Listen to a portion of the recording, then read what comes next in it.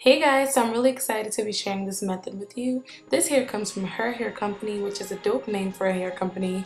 It is a Brazilian straight. They kindly gifted me with 2 weft sealers for free. How dope is that? I have 5 packs of hair in the following lengths. 2 packs of 24, a 22, 20, and 18. I was looking for low maintenance hair, and right out the pack this hair just seemed like it will be a breeze. I was really impressed with the luster of the hair straight out the pack. It wasn't like super shiny, but it had really nice natural luster, and that's exactly what I was going for. So I really felt it would blend with my own natural hair. I got 5 packs because I was really going for that Kim K look, meaning I wanted it to be full but not big. And her hair is normally really full, but it's not like over the top and Texas big. I used my standard Spandex Dome Cap, the same one I've been using for years. The information for this specific cap will be below. I used this cap in my trusty mannequin, Hey Mannequin, and I sewed my U-part just like I would sew a regular U-part until I got to the top, and you guys will see what I mean in a second.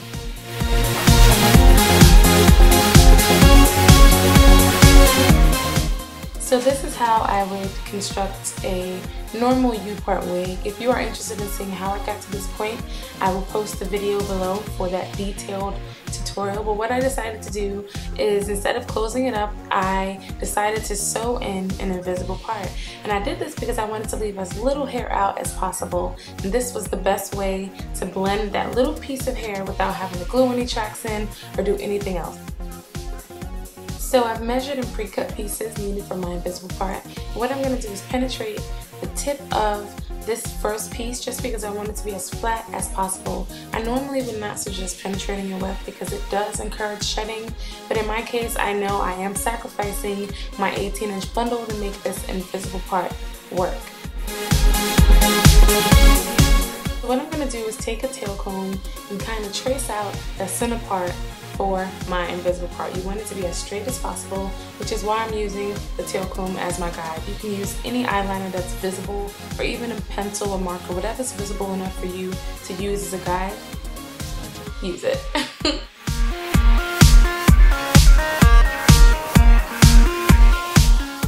So now that our guide is in, we're going to begin sewing, and I want you to take your time when you're doing this, especially if you're a wig making beginner.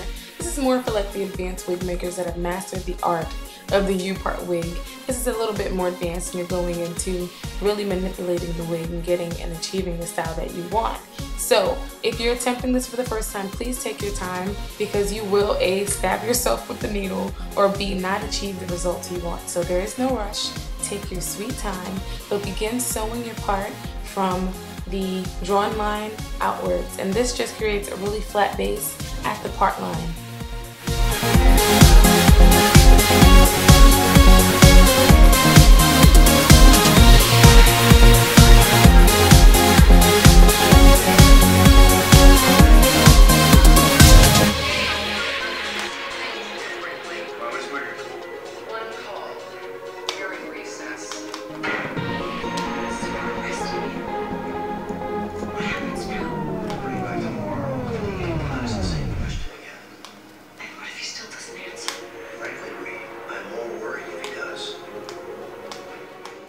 So instead of cutting and knotting every piece of our part, we're going to keep using the same exact thread. Now what we're going to do is we're going to go slightly above our finished piece and create 1 stitch, and that's going to just bring you up a notch and kind of uniformly tie in all the pieces together, and you'll see what I'm saying right now.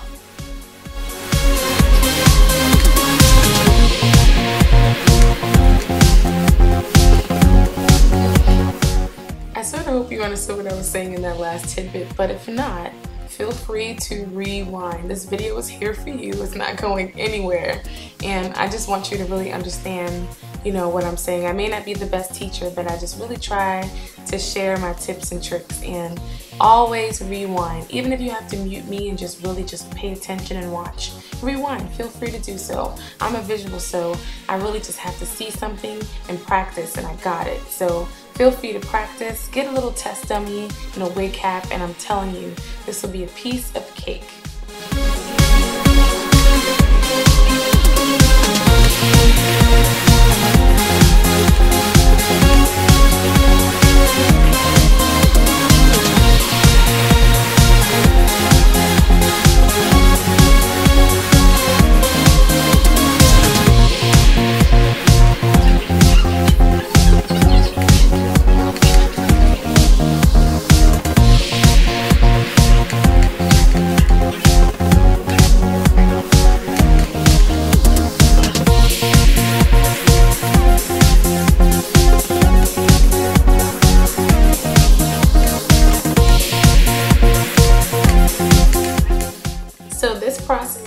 pretty repetitive until you get to a certain point, but you will eventually be able to see your part forming, and you'll begin to appreciate all of the time it's taking to sew it.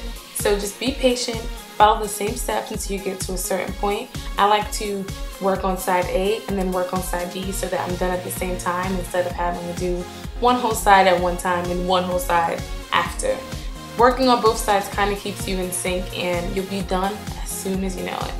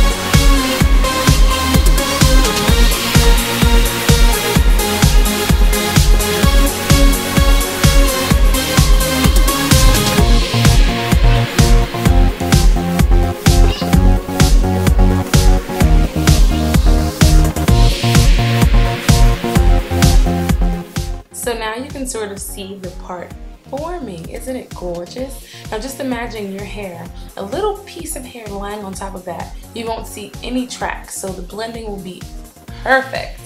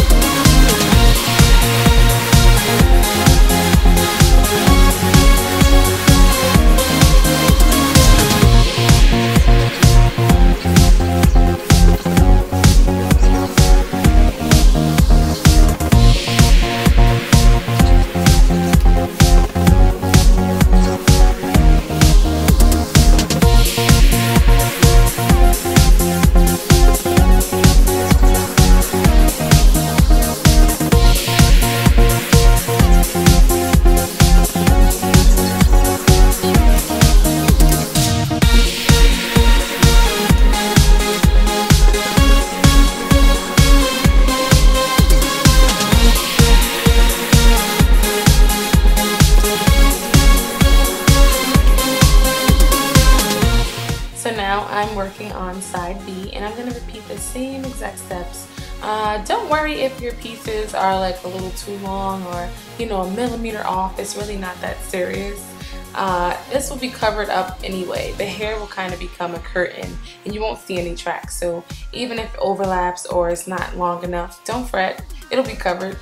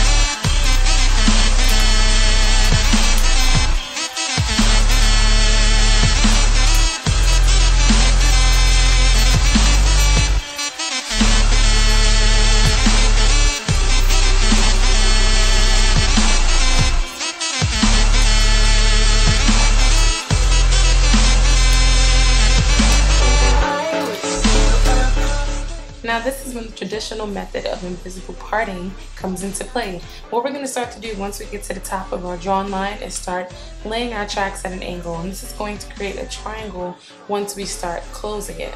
So if you're familiar with gluing your invisible parts down at an angle, instead of going straight across, once we get to the top of that part line, we're going to start laying it at an angle.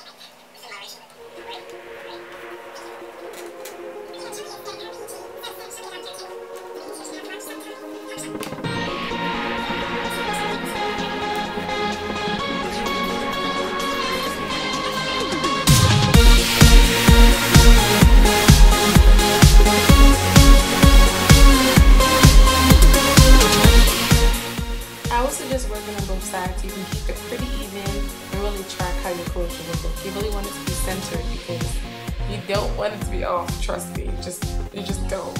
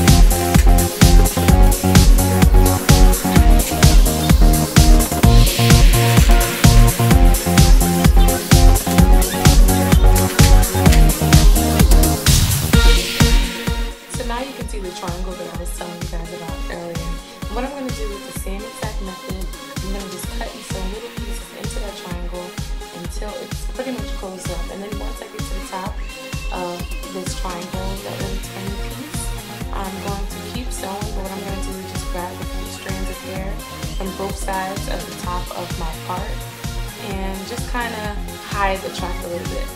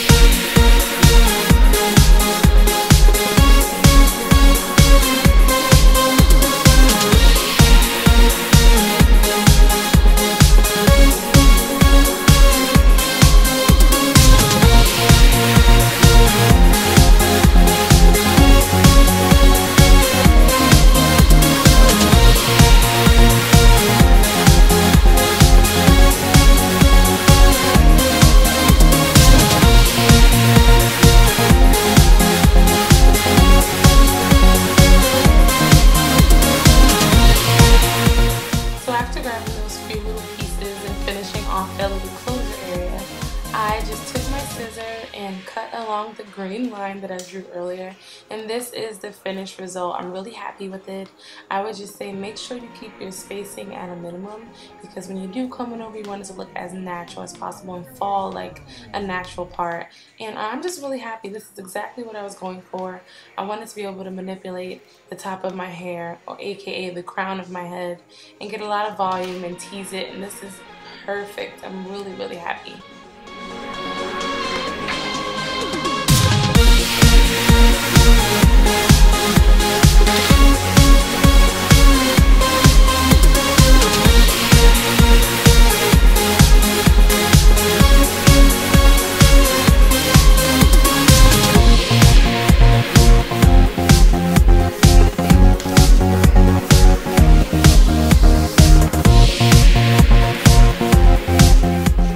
Thank you so much for watching, ladies. Be sure to stay tuned to see me install and style this lovely Brazilian hair from her hair company. Love you guys.